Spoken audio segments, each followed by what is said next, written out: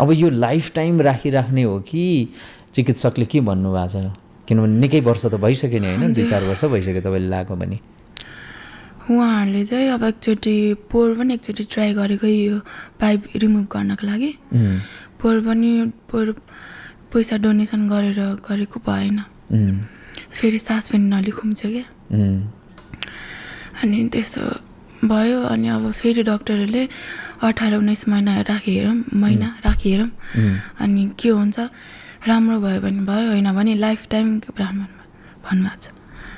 Life टाइमै यो if in case अब एकचोटि तपाईँ जानुहुन्छ हस्पिटल, राम्रो चेकअप गरेर अपरेसन गरेर एकचोटि ठिक भयो भने भयो, भएन भने चाहिँ तपाईँले लाइफ टाइम यो पाइप चाहिँ राख्नु पर्यो। धेरै गाह्रो हुन्छ होला यो। 2-3 वर्ष त कसरी कटायो होला जस्तो लाग्छ। कसरी राख्ने लाइफ टाइम अरे? कति गाह्रो हुन्छ नि दादा। हेर्ने मान्छेले धेरै नर्मल छ क्या। मान्छेहरूले चाहिँ नाटक गरिरहेको पनि भन्छन्।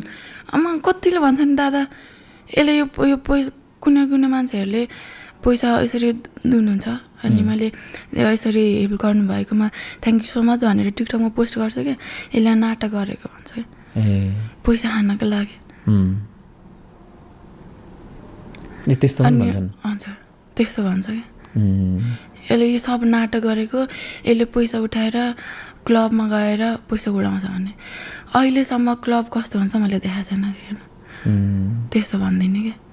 हाम्रो विश्व सरको पोडकास्टमा चाहिँ गएर चाहिँ हाम्रो जस्मिन बहिनीले चाहिँ के अभिव्यक्ति दिएछ भने, मलाई चाहिँ कसैले पनि अहिलेसम्म 5 रुपियाँ पनि सहयोग गरेको छैन भनेर चाहिँ भन्नुभएको रहेछ बहिनीले। अब विश्व सरलाई त अब थाहा छैन होला होइन, तर म चाहिँ के भन्छु भने मसँग प्रुफ छ होइन। मैले यो बहिनीलाई कति लाग्छ बहिनी खर्च भनेर भन्दाखेरि 50-60 हजार रुपियाँ हुन्छ दाइ भनेर भन्दाखेरि मैले साथीभाइहरूसँग हार गुहार गरेर दुबई, कतर, मलेसिया, जापान विभिन्न देशमा बसेर बस्नुभएका दाजुभाइ दिदीबहिनीहरूलाई मैले हात फैलाएर मैले आफ्नो ब्लड नचलाइ मैले ठ्याक्क त्यही बहिनीलाई मात्रै लाइभमा ल्याएर राखेर यो बहिनीको यस्तो समस्या छ, यसो सबैजनाले अलिअलि जति सक्ने त्यति सहयोग गरिदिनु भनेर मेरो आफ्नो नम्बर दिएर उनीहरूलाई वाट्सएपमा मैले कल गरेर बोलेर मैले जम्मा गरी 4,10,000 नेट पैसा यो बहिनीलाई मैले पठाइदिएको हो। तर अहिले आएर के भन्दैछ, मलाई कसैले पनि सहयोग गरेन। बहिनी तिमीलाई लाज लाग्दैन? अलिकति सोच्नुपर्छ नि मान्छेले। के तिमीहरूलाई दिँदा मात्रै जहिले पनि राम्रो नदिनु छोडेपछि चाहिँ अनि त्यहाँदेखि तिमीहरू चाहिँ अनि यस्तो आएर भन्नु मिल्छ यसरी? त्यो सहयोग गर्ने त्यो सहयोगी हातहरूको मन कस्तो भयो होला यो भिडियो देख्दाखेरि। यो भिडियो धेरै लामो छ तर मैले चाहिँ अलिकति छोटो क्लिप्स मात्रै ल्याएको हो। अलिकति सुनौँ त यो बहिनीले के भनिरहेको छ यहाँनिर। बताउँदैन दिँदैन नि, कसैले पनि दिँदैन होइन। हाम्रो जास्मिन बहिनीलाई पनि एकचोटि लाइभमा लिएर उहाँलाई पनि सपोर्टको लागि चाहिँ तपाईँहरूले जस्तो मान्छेले अपिल गरिदिनु भयो भने तपाईँलाई एकदमै धेरै होइन। तपाईँको ब्याङ्क ब्यालेन्स 2-4 लाख भयो भने पनि तपाईँलाई एउटा बाँच्ने हुन्छ नि साहस हिम्मत हुन्छ नि होइन। मलाई केही गाह्रो भयो भने हस्पिटल जाँदाखेरि पैसा खोजिराख्नु नपरोस्। खोज्नुपर्छ दादा भन्ने बेला कसैले 5 रुपियाँ बताउँदैन दिँदैन नि, कसैले पनि दिँदैन। पछिल्लो समय मैले एकजना बहिनीको पडकास्ट गरेको थिएँ, खास गरी जास्मिन मगर यानि कि उहाँको अर्को नाम शोभा मगर पनि हो। उहाँको पडकास्ट गरिसकेपछि धेरैजनाले देश विदेशबाट बहिनीलाई सहयोग गर्नुभएको छ। सबैजना सहयोगी मनलाई धेरै धेरै नमन, धेरै धेरै धन्यवाद दिन चाहन्छु। र एकजना पपुलर टिकटकर राज गुरुङ सरले चाहिँ बहिनी र मेरो विषयमा अलिकति बोल्नु भएको छ। त्यो सन्दर्भमा मैले अलिकति बोल्न जरुरी ठाने, त्यही भएर यो भिडियो बनाउँदैछु। राज गुरुङ सरलाई सुरुमा त धेरै धेरै धन्यवाद छ। तपाईँले भिडियो बनाउनु भयो, अलर्ट गराउनु भयो, बहिनीलाई पनि सचेत गराउनु भयो र बहिनीले पनि आफूले सानो गल्ती गरेको महसुस गरिसक्नु भएको छ र उहाँले सरी भनिसक्नु भएको छ। र खास गरी उहाँलाई चाहिँ पहिले हाम्रो राज गुरुङ सरको टिमले 4,10,000 भन्दा बढी रकम चाहिँ पठाउनु भएको रहेछ र त्यो रकम चाहिँ बहिनीले सही सदुपयोग गर्दै उहाँले चाहिँ आफ्नो पाइप जुन घाँटीमा राखिएको थियो त्यो पाइप फेर्नु भएको भन्ने कुरा मलाई जानकारी गराउनु भएको छ। र पडकास्टको दौरानमा चाहिँ फेरि उहाँले मलाई कसैले सहयोग गर्नु भएन, कसैले पनि सहयोग अहिलेसम्म गरेकै छैन भन्नुभएको छैन। फुल भिडियो हेर्नु होला, फुल भिडियोमा उहाँले मलाई धेरै दाइहरूले सहयोग गर्नुभएको छ भनेर भन्नुभएको छ। सिर्फ एउटा गल्ती के भयो भन्दाखेरि बहिनीले सहयोगी दाताहरूमध्ये पनि सबैभन्दा धेरै रकम सङ्कलन गरेर पठाउनु हुने, त्यसको कोअर्डिनेट गर्नुहुने हाम्रो राज गुरुङ सरको नाम चाहिँ लिन भुल्नुभएछ। मैले पनि जहिले पनि भन्ने गरेको हुन्छु कि हामी जहिले पनि हामी मानिस जुनसुकै पोजिसनमा हौँ, हामी जस्तो सुकै अवस्थामा हौँ, थ्याङ्कफुल हुनुपर्छ, हामीमा त्यो ग्रेटिट्युड हुनुपर्छ र हामी धन्यवादी जहिले पनि रहनुपर्छ। र बहिनीले भनिदिएको भए कति गजब हुन्थ्यो, तर बहिनीले त्यहाँनिर अलिकति भुलचुक गर्नुभयो। तर बहिनी हाम्रै चेली हुन्, उनी यो अवस्थामा छिन्, उनलाई हामी सबैले माया गर्नुपर्छ। उनको जुन अवस्था छ त्यो अवस्था देखेर धेरैले सहयोग पनि गरिराख्नु भएको। राज गुरुङ दादाले चाहिँ मैले चाहिँ विश्व दादाको पोडकास्टमा इन्टरभ्यू दिएको थियो अनि त्यहाँनिर चाहिँ मैले चाहिँ के भनेको थिएँ भने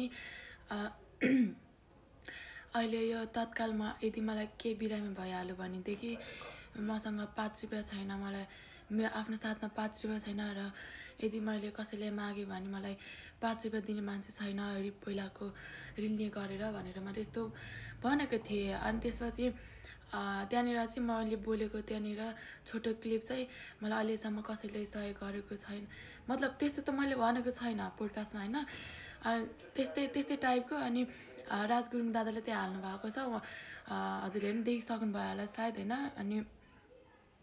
अनि त्यो चाहिँ दादाले चाहिँ के भन्नुभएको छ भने यो बुनीले किन झुट बोल्यो, विश्व लिम्बूको पोडकास्टमा गएर हामीले सहयोग गरेको छौँ, हामीले कता कता मलेसिया भनेर कतिलाई मैले लाइभ बसेर मैले कति हेल्प मागेको यो बुनीलाई 80-90 हजार भन्दा त्यस्तै लाग्छ होला भने त्यो बुनीलाई मैले सोद्धाखेरि मैले 4 लाख खै कति हजार 4 लाख खै कति हजार छ, त्यो मसँग स्टेटमेन्ट छ होला, म हेर्नुपर्छ यहाँनिर कता कता छ है त्यो। अनि त्यस्तो भन्नुभएको रहेछ। अनि भन्नुभएको छ त्यहाँनिर दादाले मलाई।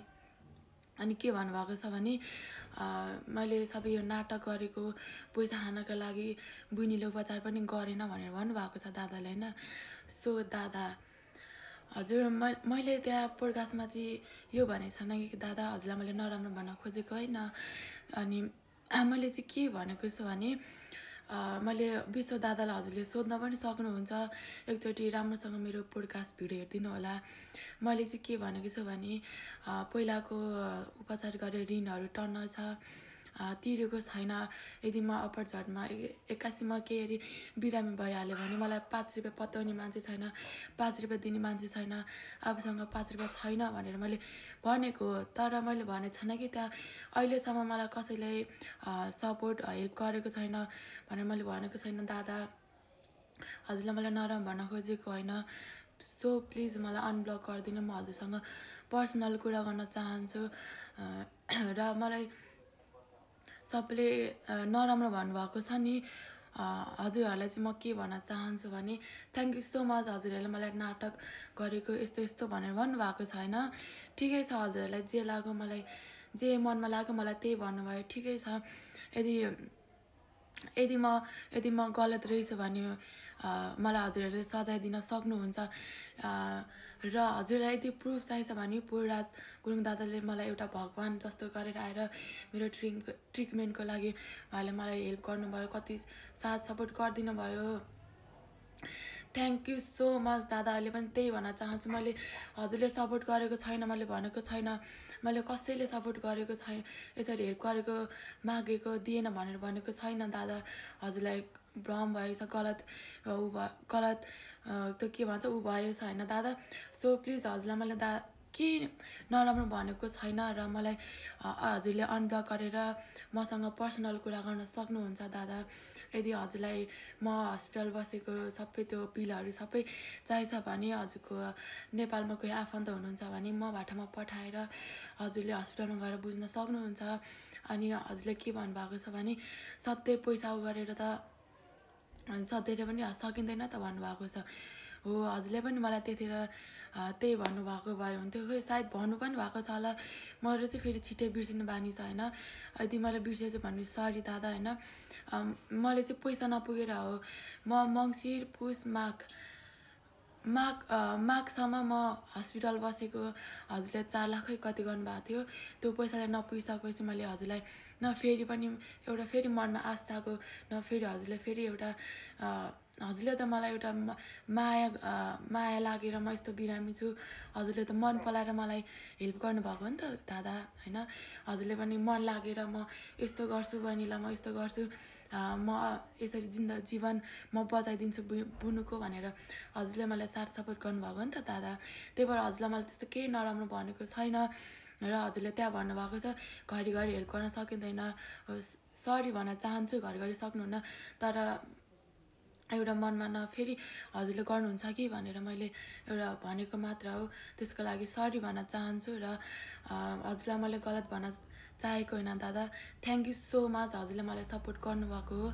र अनि अर्को कुरा चाहिँ यसरी अपरेसन गर्ने भनेर पाइप निकाल्ने भनेको निकालेन छ, केही पनि गरेन छ भन्नुभयो। हजुरलाई थाहा छ म हस्पिटलमा बसेको त्यत्रो 2-3 महिना होइन।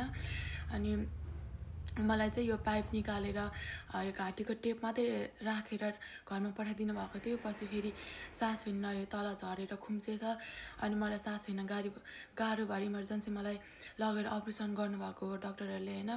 अनि यो मैले यो पाइप चेन्ज गरेको, यो पाइप पनि एकदम महँगो छ, हजुरले बुझ्न सक्नुहुन्छ यो पाइप कसरी के हो भनेर होइन। अनि मैले गरेको दादा अपरेसन गरेको, तर पछि लास्टमा भएन।